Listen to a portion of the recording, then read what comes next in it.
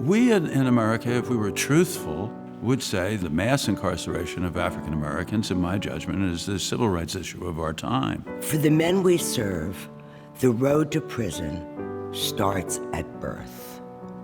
They're faced with an impossible choice: suffer in dire poverty or take the only path that's open, the underground economy.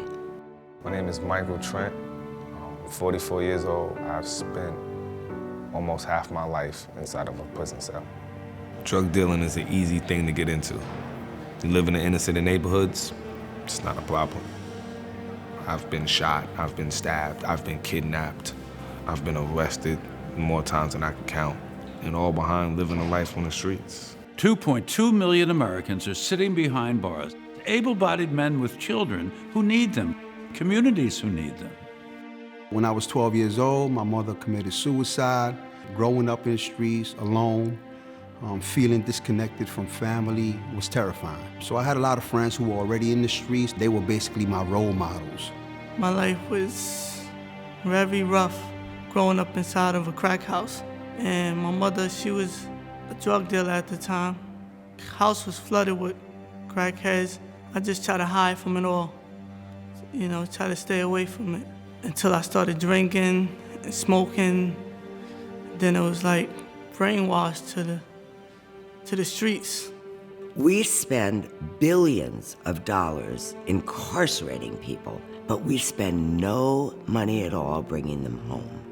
And, our experience indicates that a lack of programs like Ready, Willing, and Able and a lack of opportunity indeed cause people to go back to prison. Coming home from prison is, a lot of mixed emotions. And you're nervous, you're scared, everything's moving fast. The world has changed.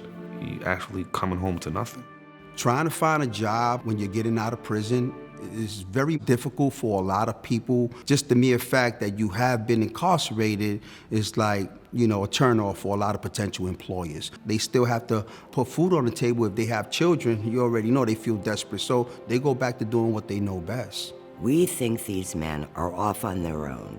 That's a big mistake. All of them have families. They're all needed, and they're all missed. The relationship with my daughter in prison was not so good. She was actually angry at me for abandoning her, so that wasn't a good situation for me. I felt like a failure. I can't explain it. It just put me back into a mindset and a place of, I'm putting my children through the same thing that my parents put me through.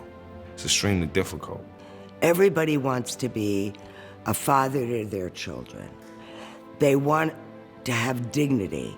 They want to recognize their own self-worth. They want to go to work. They want to be in the mainstream.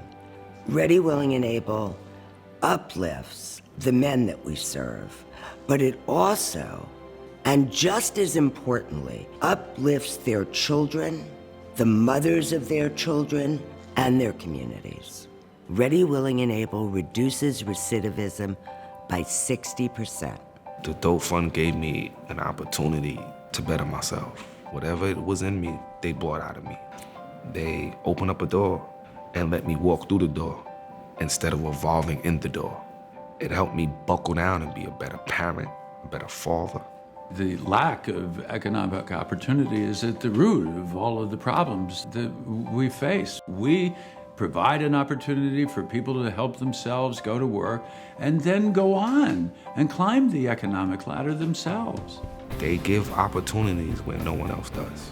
They saw me for what I was worth, and then taught me how to see myself for what I was worth. Now at the Dope Fund, I'm able to continue following my dreams, like obtaining my GED and going to culinary school and becoming the chef that I want to become. The opportunity that the Dope Fund has given me is to go back to college and get a bachelor's. Since joining the Dope Fund, my relationship with my kids has dramatically changed. I'm a different parent, a different person. My relationship with my kids is pretty great. I went from pop to dad to I'm just daddy now. It's really good. We can get them home.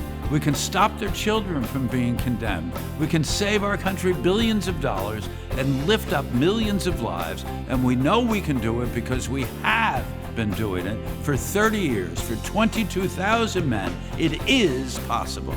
This is my son. This is what the Dole Fund is giving me back.